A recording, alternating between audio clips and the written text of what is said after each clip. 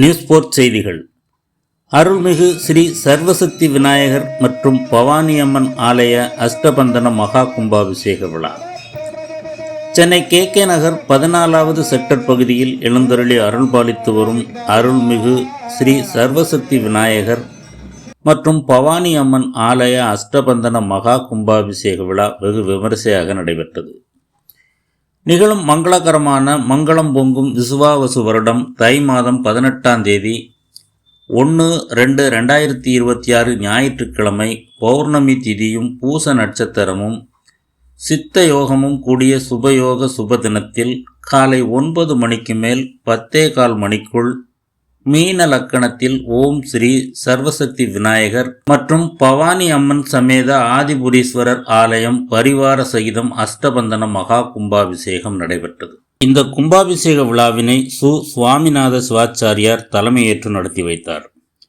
கும்பாபிஷேக விழாவினை தொடர்ந்து பக்தர்கள் மீது புனித நீர் தெளித்தல், அதன் தொடர்ச்சியாக காலை 11 மணிக்கு மகா அபிஷேகம், தீபாராதனை, பிரசாதம் வழங்குதல் ஆகிய நிகழ்ச்சிகளும், அதனைத் தொடர்ந்து சிறப்பு அன்னதானம் வழங்கும் நிகழ்ச்சியும் நடைபெற்றது.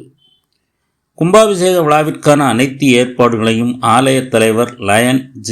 ரவிசங்கரன், செயலாளர் லயன் R. செந்தில்குமார், பொருளாளர் V. லட்சுமி நரசிம்மன் மற்றும் விழா குழுவினர் சிறப்பாக செய்திருந்தனர்.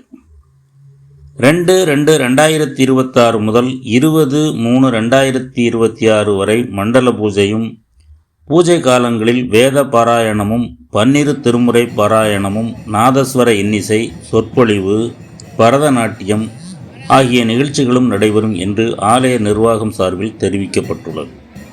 நியூஸ் போர்ட் செய்திகளுக்காக வை மாரிமுத்து. பைரவம்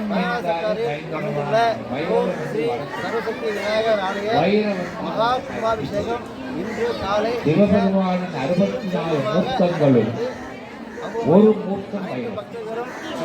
அந்த பைரவர் என்ன செய்கிறாரு?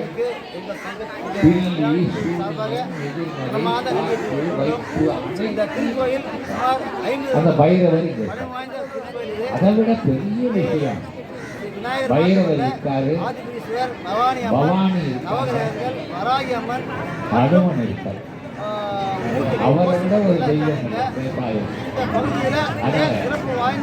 அனுமன் இருக்கும் போது எப்படி சீதா பிராட்டியின் வருத்தத்தை அனுமன் காத்தருளி அதை நீக்குவதற்காக தூது போய் சென்று வந்து அசோகவனத்திலே பிராட்டியை சந்தித்த பின்